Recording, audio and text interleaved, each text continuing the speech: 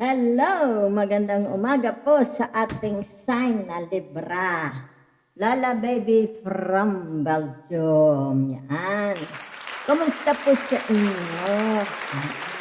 Kayo gay mga nakakain na. Yan ha. So bibigyan ko ng reading ang ating mga mahal na Libra. Okay? Para sa Happy October. Ang bilis naman ng panahon. Yan ha. Okay. So, kumbaga, ito yung tinatawag the Libra season. Yan ha, okay. So, mga nagsa-celebrate ng happy birthday sa ating mga mahal na Libra. Yan ha. So, ang anyong reading ay magsisimula ng October 4 to October 11. Yan. Nagsasanay ang lola mag-record ha. Para pag ako'y inoperahan, meron kayong mapanood, ha? So, kung kayo'y bago sa channel, welcome po. Cross-watchers, welcome po. Yan, ha? Salamat sa inyong subscribe, likes, comments. General reading, hindi po ito personal or one-on-one. Yan, ha? Okay. Simulan na natin ha, gagamit ang lola ng tinatawag na 4 na tarot decks. Yan ha, para sa mga mahal na Gemini. Libra. Yan. Meron tayong 9 of Pentacles with the energy of, ano ga energy niyan? Taurus, Virgo, Capricorn. 8 of Cups. It's about the energy of Pisces, Cancer, Scorpio, at narine ang tinatawag na the Knight of Wands with the energy. Sandali para kita. Yan ha, yan. With the energy of Aries, Leo, and Sagittarius. Yan ha. It's about your passion. Yan ha. Ano ito? Is it about your career? Yan. Gusto nyo ng tinatawag na stability, security. Yan. Okay? Ano pa? Kumbaga dito ay nakikitang you're very, very realistic. Yan ha. Dito. Yan. So, tingnan natin ha. The 9 of Pentacles, yung unang card. Yan ha. So, ano sinasabi dito? Okay? It's about your work. Yan ha. For some of you, ano ito? Okay? Sandali lang ha. Okay? Ibig sabihin nito ay meron kayo ba'y mga nurses? Yan. Kayo ba isa yung tinatawag mga doctors, mga inhinyero, may mga title. Okay? Ibig sabihin nito yung it's about your responsibilities. Yan ha. Your duty. So for some of you nakikita dito, very, very abundance. Yan, no? Diba? Sa 9 of Pentacles. Okay? Very ambitious itong mga Libra na ito. Yan, ha? And very chatty. Yan, ha? Okay. So ibig sabihin nito, open siya sa, tinatawag na relationships. Yan, no? Kita mo, may dala siyang apple. It's about tinatawag na very healthy as a person. Okay? Big sabihin nito, nutrients. Maaring sa trabaho niya, di ba? Ibig sabihin nito, nakapokus siya.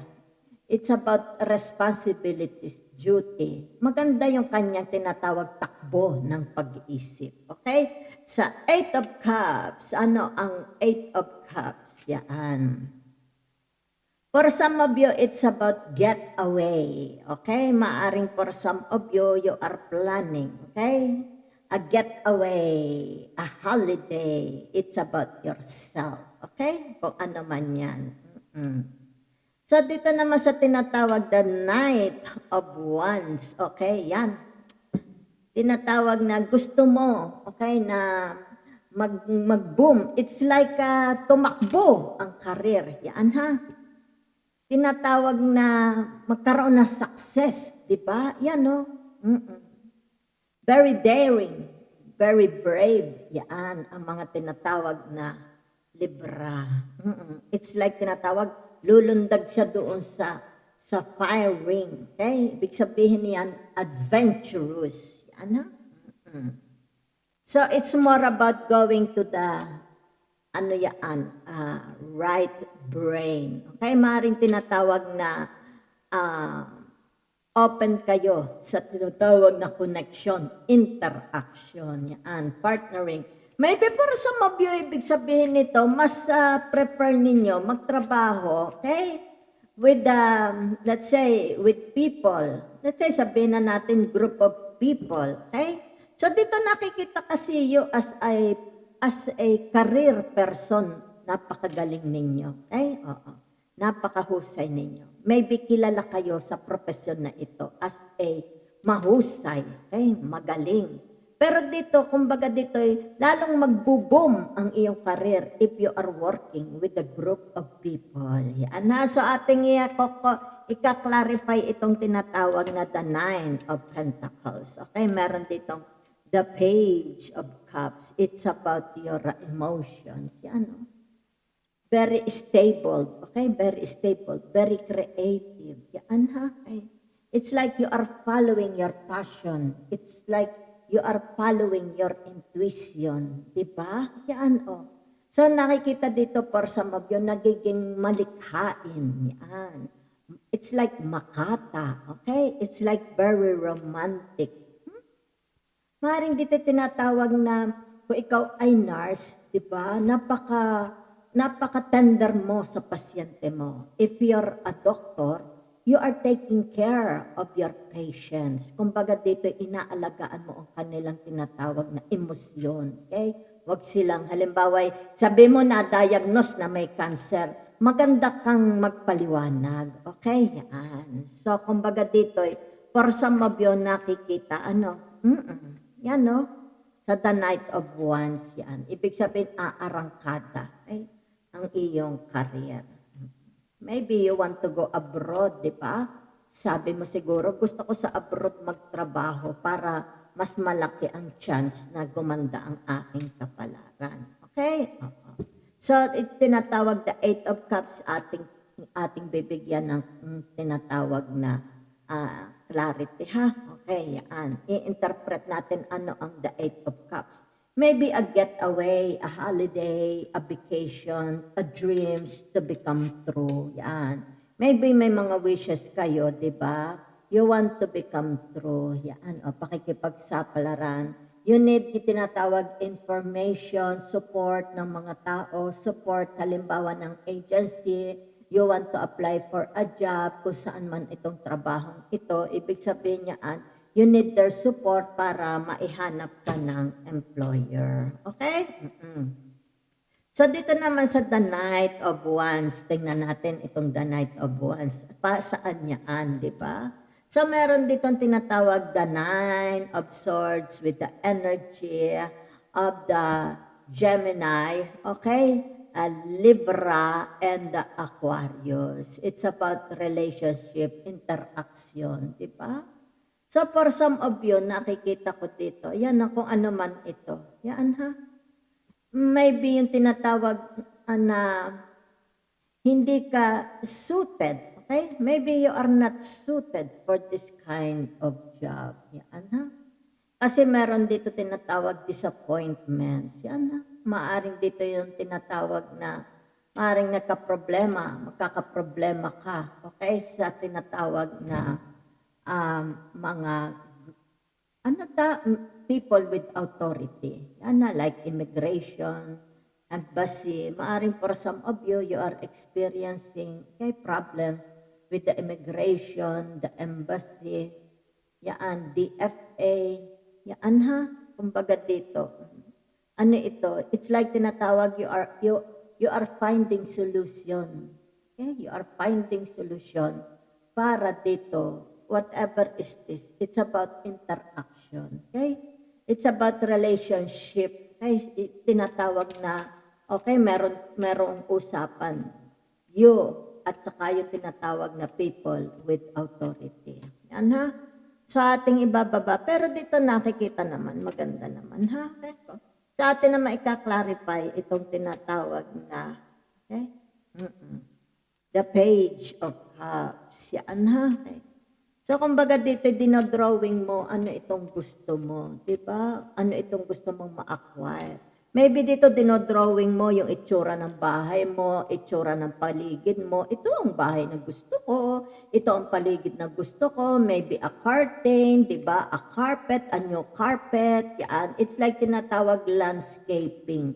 Bumubuo ka. Okay? Anong binubuo mo dyan? Okay?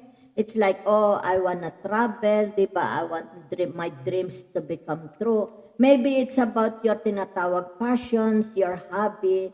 Ibig sabihin nito, yung tinatawag, let's say, ang hobby mo, yung tinatawag na gusto mo mag-drawing, an artist, a singer, a dancer, okay? Gusto mong mag-bake. Ayan, no? Kumbaga dito, ine-express mo, okay? Ang iyong tinatawag na passion. So, atin itong bibigyan ng ika-clarify natin, ha? Ano ito? Maring dito yung tinatawag the quality of a person na gusto mo makasama, di ba? So, maring dito yung tinatawag dinodrawing mo, ano itong relationship na gusto mo, di ba? It's about your happiness, okay? So, ano yung tinatawag na the Ten of Pentacles, okay? With the energy of the Taurus, the Capricorn, and the Virgo, okay? At dito naman yung tinatawag na temperance. If you continue working, you will have blessings. Yan, sinasabi ng the temperance. If you work hard, okay, ibig sabihin niyaan, magkakaroon ng outcome na maganda, abundance. Yan ha. So, ano ibig sabihin nito? Dito sa tinatawag na Page of Cups. It's about your happiness. It's about ano itong gusto mong makuha sa buhay mo. It's like tinatawag, dinodrawing mo na, okay, ang iyong kapalaran. It's like tinatawag, oh, malapit nang matapos ang aking panunungkulan, di ba? Maybe it's about your retirement, matatapos na, yan. It's like tinatawag yung the whole cycle ng iyong buhay matatapos na. Ano mangyayari? Ano ang the outcome? E di, ibig sabihin nito, ito yung tinatawag pera, di ba? Kung kaya dito, it's like, oh, matatapos na itong drawing ko, maganda na ito, pag ito pinagbili ko, ayan, ang tinatawag na the outcome, the money, di ba? So, ibig sabihin itong tinatawag na temperaments, if you continue working hard, magkakaroon dito ng tinatawag achievements, abundance, di ba? So, dito sa Page of Wands, kaya dito tinatawag na Page of Wands at saka the temperance. Okay? Kung ano man ito, magkakaroon ng success. Okay? Yung tinatawag the outcome ng iyong pakikipagsapalaran. Di ba? So, maaaring for some of you here, ibig sabihin nito, magta-try kayo. You will try your luck in another places, another province, city, or countries. Yan ha. So, kumbaga dito, sana gabayan ka ng iyong angels, di ba? So, ang ibig sabihin nito, yan di ba? Tinatawag na you are guided by your faith, by God, okay? Yan, kumbaga dito, your emotions. It's about tinatawag na, ibinibigay mo na ang iyong future kapalaran sa Panginoong Diyos. Na kumbaga whatever the outcomes, di ba? Whatever the outcomes, yan. Yan ha. So dito, sandali. Nasaan na baga ako rin naghalo-halo na. Yan ha. So dito naman sa tinatawag, okay, yan yan, the Nine of Swords, okay? At tapos dito, yung tinatawag na the Seven of Swords, di ba? So, ano ito? Meron dito yung tinatawag na, okay, kung ano ito ha, since ito, it's like tinatawag mga books, di ba? Kung ano itong nababasa niya information sa books, ano itong hinahanap niya sa books, ano ito yung tinatawag na gusto niyang pag-aralan about, di ba? It's like naghahanap, may hinahanap siya pero hindi niya makita. So, kumbaga dito, ibig sabihin nito for some of you, di ba? Maybe it's about para magkaroon ng solusyon, masolve ang problema about relationship, 'di ba? Pag-ibig man ito, interaction man ito sa mga tao, 'di ba? Okay, kung yung tinatawag paano ka magiging ano tawag dito, yung effective, okay, sa pakikipagrelasyon sa mga tao, may kinalaman ba ito sa trabaho, sa friendship, okay? So kumbaga dito narito yung tinatawag na the Aquarius, the Gemini, and the Libra. Okay? Ano ito? What's about this? Okay? Ibig sabihin nito, kailangang magkaroon ng pagbabago, advancement. It's like tinatawag, through, maaari ito yung tinatawag through internet, through computer. Okay? Ibig sabihin nito, yan ha? Kung hindi mo ito mahanap dito by means of books, gumamit ka ng mga tinatawag na computer. Kaya yung tinatawag mga matatalinong tao. Okay? Ibig sabihin nito, get a support, di ba?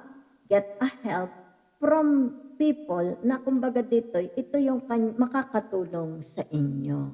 Okay? Oo. Ibig sabihin nito, huwag mo sarilinin ang iyong problema. Okay? You cannot solve your problems. Okay? You need help, a support.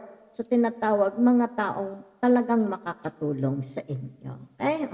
Ito may tinatawag, may problema ka sa relationship. Okay? Sa iyong let's say sabi sa person mo, love romance. O kaya yung tinatawag sa group of people, friends. Okay? About your work.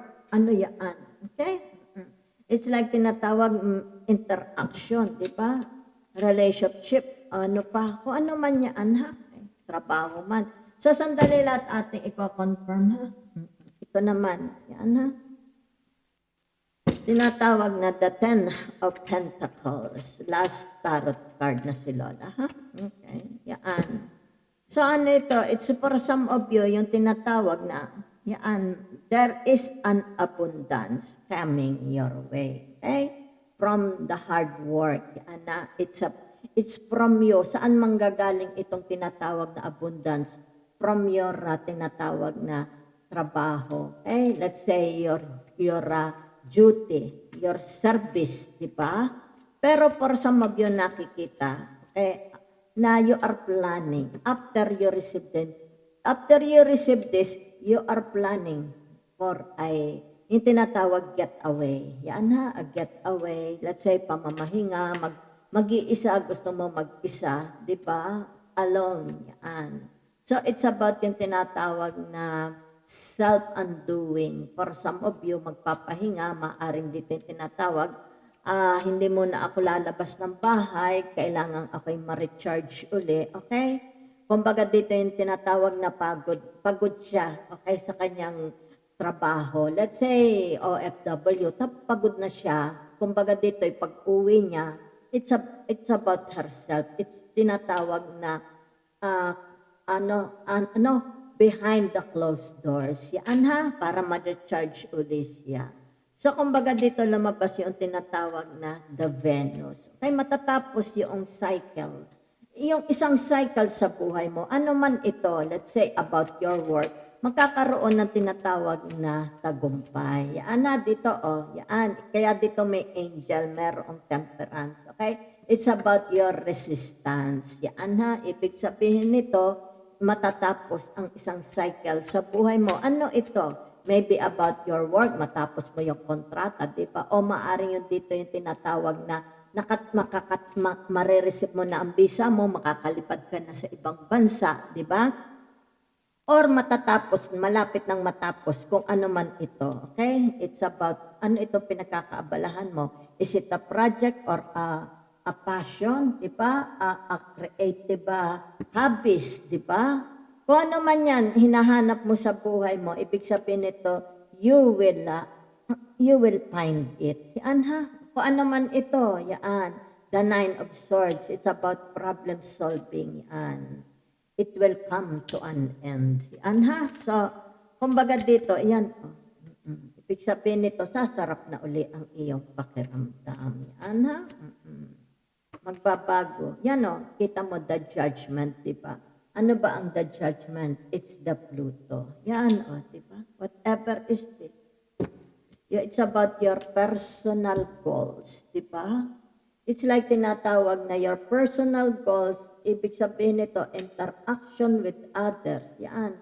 Relationship with other people, magkakaroon ng tinatawag na magandang outcome. It's the end of the cycle. Ibig sabihin, if it's about, let's say, a divorce, annulment, legal separation, okay, barangayan, a crimes, it's about justice, ano man ito, di ba?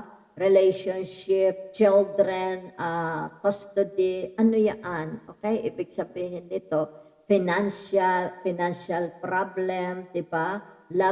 Romance relationship, ibig sabihin nito, it's about your goals. Okay, your goals, magkakaroon, mamimit mo dito sa tinatawag na the judgment. Whatever your goals is, mamimit mo dito sa tinatawag the judgment. Magkakaroon na tinatawag na big transformation or a rebirth of a romance, a rebirth of a new job, a rebirth of a tinatawag kung may mga away kayo, di ba, sa ibang tao,